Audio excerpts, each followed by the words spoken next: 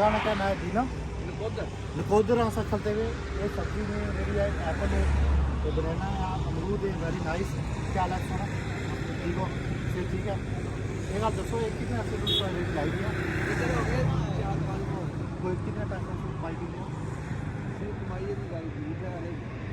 गुजारा हो गया इन्होंने को माल्टे बड़े ज़बरदस्त है अमरूद जो ना ये मौसमी फल ज़्यादा इतना ही रखा है अमरूद वेरी नाइस है। उसके बाद सब्जियाँ ये जनाब तक फ्रेश सब्जियाँ उधर गाजर बढ़िया ज़बरदस्त है और गाजर सब बढ़िया खादियाँ ये जनाब मटर है ये इसने ओनर करे ये जनाब ये मिर्चा ये गाजर है ये जनाब नीचे सब्जी पे है आलू है प्याज है मूली है और गोभी में बड़ी पसंद आई है वेरी नाइस। ये बंद गोभी है दुई गोभी है शिमला मिर्च है ये नाज़रीन इन्हें बड़ी ज़बरदस्त इन्होंने सजाईता रखी हुई है और एक फ्रेश सब्जियाँ ऑर्गेनिक सब्जियाँ जो पाकिस्तान की से बनती हैं इन्हें की फर्टिलाइजर वगैरह कोई और बड़ी टेस्टी और सब्जियाँ टेस्ट बहुत शुक्रिया थोड़ा खिदमत की है अल्लाह ताला से कारोबार बनता है नेक्स्ट टाइम अच्छा थोड़ी दुकान बनती है ठीक है जितनी मेहनत करसो अल्लाह ताला उसने बरकत बासी उस पास भी जो ये सब्जियां ना स्टार्ट हो गया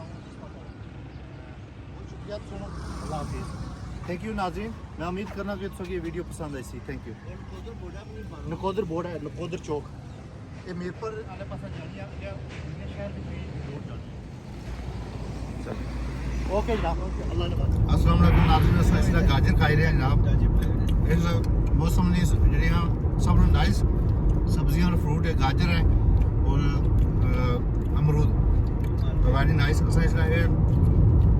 दीने तो नकोदर तो से चीज़ा के नहीं और असा इन्हें की इंजॉय करी रहे बड़ा ब्यूटीफुल मौसम है नाइस व्यू है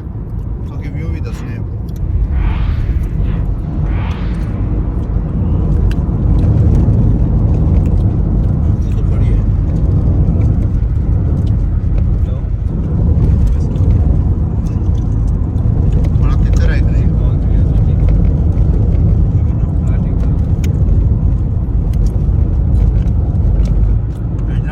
डैम है इससे ऊपर मंगला डैम ना भी विजिट कर सकते हैं इंशाल्लाह।